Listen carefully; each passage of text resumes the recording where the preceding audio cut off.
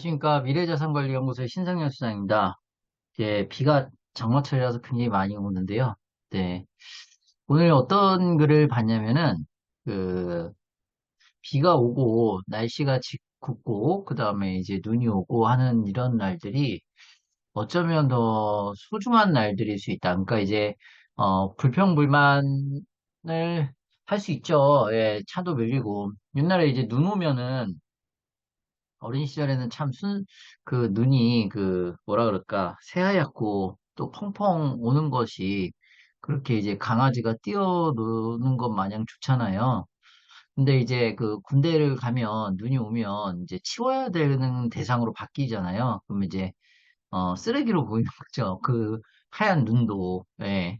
근데 비가 오고 눈이 오고 날씨가 굽고 이런 날들이 흔치 않은 날들이기 때문에 내일은 다시 안 올 수 있는 날들이고 비는 그치잖아요. 그렇기 때문에 더 소중한 하루다.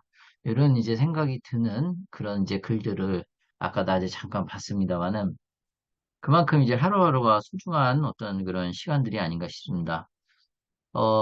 7월 14일이고 지금 이제 저는 이제 화면이 항상 공유가 돼 있기 때문에 11시 45분입니다. 그래서 음, 좀 이따 잘 거고요. 자, 뭐 할까요, 오늘?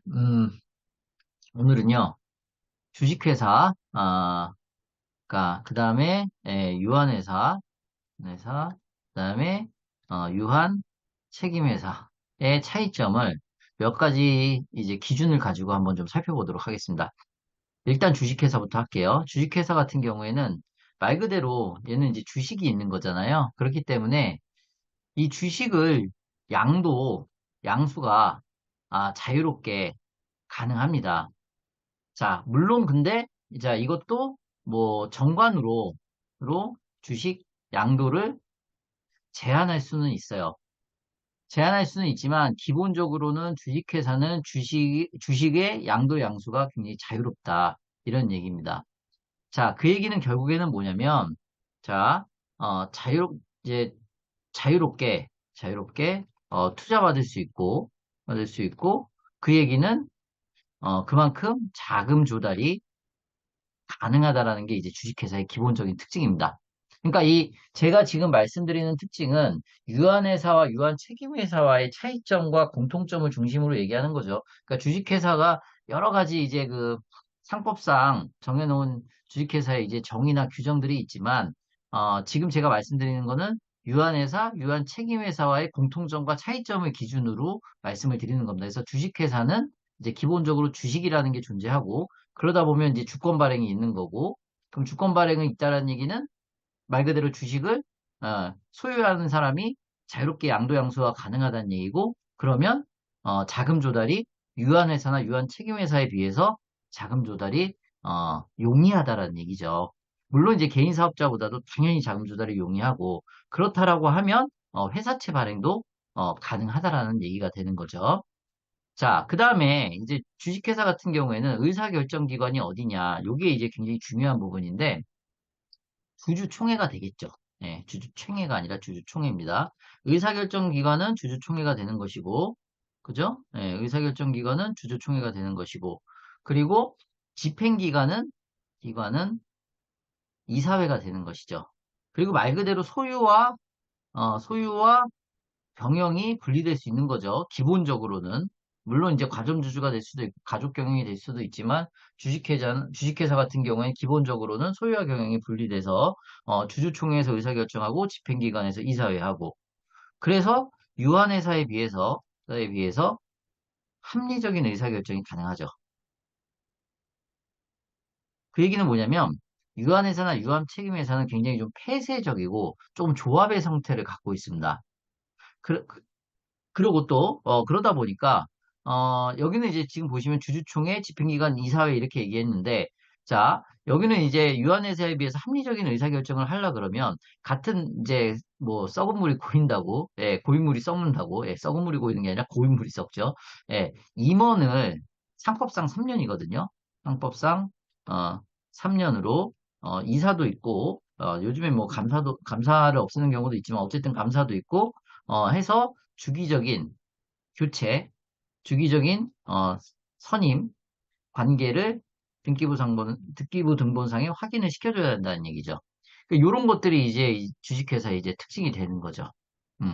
성법상 3년입니다. 2년이 아니고. 네. 자, 이게 이제 주식회사의 특징이고, 그럼 이에 비해서 유한회사는 좀 어떤 특징이 있냐? 유한회사는 주주가 아닌 이제 누가 등장하냐면 사원이라는 게 등장을 합니다. 그래서 이 사원의 내용을 정관에 기재하게 돼 있어요. 기재하게 돼 있고, 그 다음에 이 사원이 출자 지분을 가지고 있는 겁니다. 그죠? 사원이 출자 지분을 가지고 있어요. 그러니까 주주라기보다는 주주라는 용어를 쓰지 않고 사원이라는 용어를 쓰고요. 이 사원이 출자 지분을 가지고 있습니다. 자, 중요한 거는 주식회사와 마찬가지로 소유와 경영이 어느 정도는 분리가 되어 있는 형태예요. 그래서 출자 지분을 가지고 있는 사원 중 이사를 선임해서 이제 의사결정이나 경영을 할 수가 있다라는 얘기죠. 선임해서 이제 경영을 할 수가 있습니다. 이런 것들은 이제 어떻게 보면은 이제 주식회사 비슷한데 여기는 회사채 발행은 안 됩니다. 이런 건 이제 차이점이죠. 그래서 자금 조달이 주식회사에 비해 용이하지 않음. 이렇게 이제 우리가 또 차이점을 확인할 수가 있습니다. 이해되시죠? 그러니까 지금 주식회사와 유한회사의 차이점을 지금 보고 있는 겁니다. 자, 그리고 또 중요한 건 뭐냐면, 이것도 이제 주식과 이제 약간 유사한데, 출자 자수에 따라, 어, 지분이, 어, 정해진다라는 거죠. 그래서, 요거는 이제 주식회사하고 좀, 유사한 부분이고요. 역시 마찬가지로, 정관에 기재해서 지분 양도를 제한하는 경우가 일반적인 경우입니다. 노를 제한하는 경우. 그러니까 주식회사 같은 경우에는 정관으로 주식 양도를 제한할 수 있지만 실질적으로는 잘 안 하죠. 근데 유한회사 같은 경우에는 이 사원의 출자 지분을 대부분 제한하고 있습니다. 그래서 실질적으로는 지분의 양수 양도가 실질적으로는 유한회사에서는 이루어지기가 어렵다는 얘기죠. 그리고 또 여긴 주권 발행은 없어요. 역시 마찬가지로 주권 발행은 없고요. 다만 이제 유한회사의 경우에도 지분 증여나 정관에 따라서 상속 등은 가능하다라고 이제 우리가 이야기할 수가 있고요. 그리고 여기는 이제 아까 사원이라 그랬잖아요. 그러니까 여기는 주주총회가 아니라 이제 사원총회겠죠. 사원총회를 개최하고 아까 말씀드렸다시피 사원 중에 누구를 선임해요? 이사를 선임하고 이사를 선임해서 이사가 회사를 대표해서 이제 경영을 하게 되는 이런 형태를 띠고 있습니다. 더 중요한 거, 상법상 임기가 없어요. 그럼 상법상 임기가 없다는 얘기는 계속 뭐 할 수 있다? 계속 헤쳐먹을 수 있다. 네, 계속 헤쳐먹을 수 있다는 얘기는 지네 멋대로 할 수 있다. 그래서 이제 폐쇄적이다. 이렇게 할 수가 있습니다. 또 따라서 얼마나 또 폐쇄적일 수 있냐면 집행을 예? 감독하는 감사가 없어요. 그러니까 이제 지들끼리 다 헤쳐먹을 수 있는 거죠. 그리고 이제 누가 그러면 이 집걸, 이러한 형태로 운영을 하냐. 그래서 아, 동업자끼리, 끼리 운영을 하는 경우나 아니면 가족 간, 경영을 하는 게 바로 이제, 일반적인 유한회사를 이제, 설립하는 이유가 됩니다. 또, 유한회사 같은 경우에는, 우리가 개인 사업자에서 법인 전환을 할 때 선물 출자를 하는 경우가 있거든요. 부동산이 많을 때 이제 부동산으로 대신 이제 출자를 하는 거죠. 이랬을 때 법원의 인가가 필요하지 않아요. 판사의 인가가 필요하지 않다. 그러니까 무슨 얘기냐면 개인 사업자에서 이제 법인 사업자로 현물 출자를 해서 전환할 때 법원의 인가가 필요하거든요. 그래서 법원의 인가를 받으려고 하면 시간이 굉장히 오래 걸려요. 3개월 이상 걸리거든요. 근데 그러니까 주식회사로 전환할 때 판사 인가, 법원의 인가가 꼭 필요한데 유한회사로 전환할 때는 법원의 인가가 판사의 인가가 필요가 없어요. 그래서 상당히 간편하게 현물 출자의 방식으로 유한회사로 전환할 수가 있습니다. 개인 사업자에서. 그래서 유한회사에서, 그러니까 개인사업자에서 유한회사로 현물 출자하는 경우가 편리하고 이러한 경우가 상당히 많습니다. 또 더군다나 유한회사를 설립한 이후에, 유한회사를 설립한 이후에 주식회사로 전환도 가능합니다. 음. 그래서 이러한 경우에 유한회사로 설립을 하는 경우가 많다라고 우리가 이제 확인할 수가 있고 상법상 인기가 없이 계속 헤쳐먹을 수 있는 네, 장점이 있다라는 얘기죠.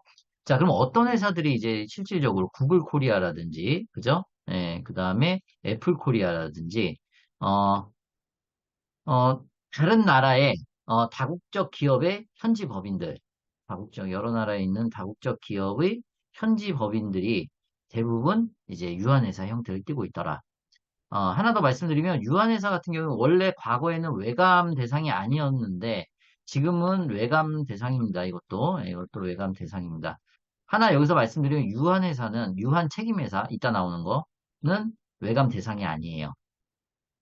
얘는. 자, 그 외감이라는 기준만 놓고 봤을 때, 외부감사죠. 네, 외감이라는 기준만 놓고 봤을 때, 주식회사는 당연히 외감을 받죠. 예, 어떤 기준이 있어요. 그 기준을 넘어가게 되면은 외부감사를 받는데, 유한회사도 외감을 받고요. 근데 유한 책임회사는 외감을 받지 않습니다.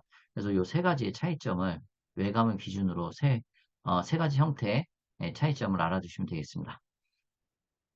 자, 그 다음에 이제 마지막으로 유한 책임 회사를 살펴보도록 하겠습니다.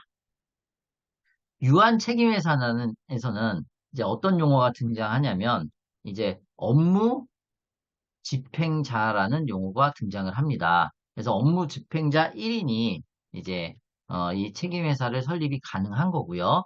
얘는 뭐냐면 아까 지금 보시면은 유한회사, 그다음에 주식회사는 소유와 경영이 이제 분리된 형태잖아요. 그 중에서도 이제 주식회사는 소유와 경영이 분리돼서 이제 주식도 양수형도 가능하고 이제 자금 조달이 쉽다. 하지만 그에 비해서 유한회사는 폐쇄적이고 오랫동안 헤쳐먹을 수 있고 자, 상법상 임기가 없다. 이렇게 이제 말씀을 드린 거잖아요. 유한 책임에서는 업무 집행자 1인이 가능하면서 소유와 경영이 합치된 상태입니다. 그러면 의사 결정이 굉장히 빠르다는 얘기죠. 결정이 쉬움. 그럼 의사 결정이라는 거 가지고 의사 결정의 순서만 가지고 논다 보면은 그러니까 뭐가 제일 빠르냐? 그러니까 주식회사가 가장 느리겠죠. 뭐 주주총회 해야 되고 지들끼리 쌈박질하고 막 이러면은 그 다음에는 이제 유한회사겠죠. 그 다음에는 유한 책임회사겠죠. 그래서 가장 의사결정이 간편하면서도 독재적으로 할 수 있는 게 이제 유한 책임회사다. 이러면 이제 차이점이 확실하게 드러나죠. 이렇게. 음. 역시 마찬가지로 여기는 이제 사원이 아니었잖아요. 이사가 아니었잖아요. 여기는 이제 업무 집행자라 그랬잖아요. 그래서 역시 마찬가지로 업무 집행자의 해쳐먹으려 그러면 임기가 없다. 네. 이렇게 이제 와야죠. 그러니까 우리는 현실적으로는 어떻게 보면은 책임회사나 유한회사가 일반적인 가족 경영에서는 맞아요. 네, 뭐 주식회사보다는 네, 이제 대부분 주식회사를 설립을 하고 있지만은 근데 이제 어 주식회사가 몇 퍼센트고 유한회사가 몇 퍼센트고 책임회사가 몇 퍼센트고 그건 모르겠네요. 인터넷 한번 찾아봐서 나와 있겠죠. 뭐. 모르는 건 모른다 그래야지 뭐 제가 뭐 다 아는 것도 아니고. 아무튼, 예. 그리고 또 특징이 뭐냐면, 그렇기 때문에 얘네들은 이제 사원총회나, 아까 이제 유한 회사처럼, 또는 이사회 같은, 의사 결정 기구가 없다. 예. 이렇게 이제 보는 거죠. 없다. 예. 그렇게 이제 볼 수가 있고, 그 다음에 특징 중에 하나가 뭐냐면, 이거 상당히 이제 재밌는 건데요. 출자금에 상관이 없어요. 어, 출자금에 많이 출자하더라도 의결권은 하나, 인당 하나. 네, 이렇게 돼 있습니다. 그러니까 아까 여기 보시면은 출자 자수에 따라서 지분이 결정된다 그랬고, 주식회사 뭐 당연한 거고, 이렇게요. 근데 얘는 지금 유한 책임회사 같은 경우에는 출자금에 상관없이 의결권은 하나다. 네, 이렇게 보는 거죠. 자, 그러다 보니까 훨씬 더 이제 폐쇄적일 수 있고, 대신에 이제, 의사 결정은 훨씬 더 빠르게 이루어질 수 있다. 예, 이렇게 이제 우리가, 유한 책임회사를 확인할 수가 있는 겁니다. 그리고 외감은 없다. 예, 이렇게 이제 볼 수가 있는 거고, 그 다음에 공시, 마찬가지로 공시의 의무도 없습니다. 예, 의무도 없다. 그러니까 회사가 커져도 공시의 의무 자체가 없는 거죠. 자, 그 다음에, 뭐, 지분 양도는 가능해요. 지분 양도는 가능한데, 이거는 이제 전 사원 동의가 있어야 돼요. 동의가 있어야 된다. 근데 실질적으로 이루어지지는 않죠. 실질적으로 이루어지지는 않는 거죠. 자, 더 중요한 건 뭐냐면, 외부적으로는 이제 회사 형태를 띠고 있어요. 회사 형태지만은, 이게 이제 실질적으로는 조합에 거의 유사하죠. 는 이제 조합의 운영을 형태와 유사하다. 이렇게 이제 우리가 확인할 수가 있습니다. 그러면 아까 이제 어떤 회사가 어떤 형태의 기업들이 주식회사고 그 다음에 유한회사인 걸 살펴봤잖아요. 그럼 유한 책임회사는 이제 조합의 형태이기 때문에 사모투자 펀드라든지 그 다음에 세무회계법인이라든지 법인 그 다음에 뭐 창업 벤처 기업들이 이러한 형태를 띠고 있고요. 실질적으로 이제 뭐 우리나라에 들어와 있는 유한 책임회사가 뭐 아디다스, 아디다스 코리아, 그다음에 뭐 월트 디즈니, 어,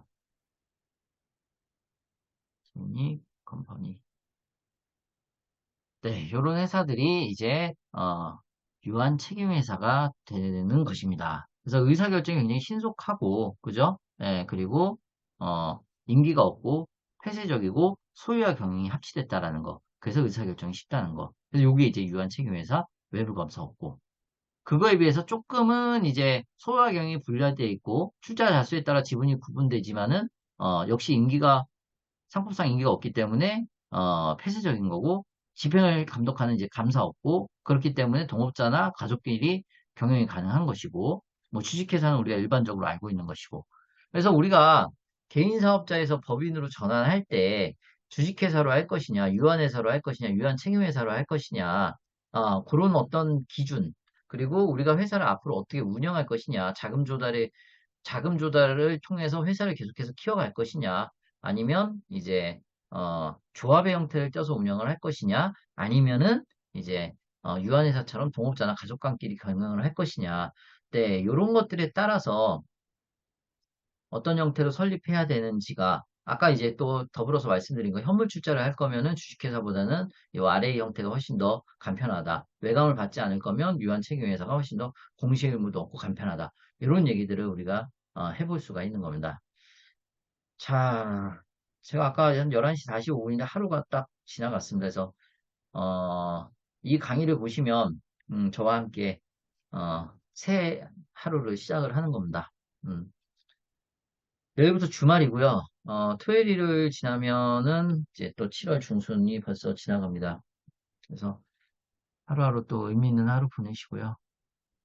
제가 요즘 읽고 있는 책은 이제 강의 끝나면은 보이시나요? 백석의 맛이라고 여기 백석의 시를 주로 많이 읽고 있습니다. 그래서 강의 끝나면 또 이 시도 읽고 자, 오늘은 여기까지 하겠습니다. 감사합니다.